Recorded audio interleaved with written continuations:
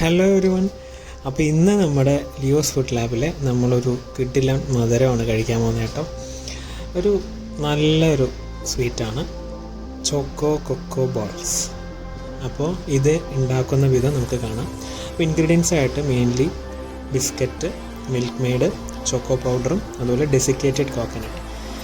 അപ്പോൾ ഇത് നമ്മൾ ആദ്യം ബിസ്ക്കറ്റിൻ്റെ പൊടി നന്നായി പൊടിക്കുക, ബിസ്ക്കറ്റ് നന്നായി പൊടിക്കുക. അതുപോലെ നമ്മൾ ഈ ഡൈജസ്റ്റീവ് ബിസ്ക്കറ്റ്സ് ഇല്ലേ, അതെടുത്താൽ മതി കേട്ടോ.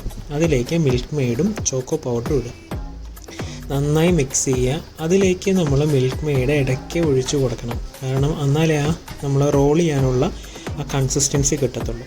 അപ്പോൾ നമ്മളത് മിക്സ് ചെയ്തിട്ട് നല്ല പരുവത്തിലാക്കുക. അതിൻ്റെ ഒപ്പം നമ്മുടെ ഈ ഡെസിക്കേറ്റഡ് കോക്കനട്ട് ഇടുക. ഈ ഡെസിക്കേറ്റഡ് കോക്കനട്ട് എന്ന് പറഞ്ഞാൽ നമ്മുടെ തേങ്ങ ചിരകിയതാണ്. അത് നമ്മളൊന്ന് ഫ്രീസ് ചെയ്തിട്ട് എടുത്താൽ മതി. അപ്പോൾ ഡെസിക്കേറ്റഡ് കോക്കനട്ട് പരുവാവും. അത് നമ്മൾ എന്നിട്ട് വേണം ഒരു ഉരുളകളാക്കി മാറ്റി നമ്മളതൊരു 2 മണിക്കൂർ ഫ്രിഡ്ജിലേക്ക് വയ്ക്കുക. അപ്പോൾ പിന്നെ നമ്മളിനി അടുത്ത് മുറിക്കുക.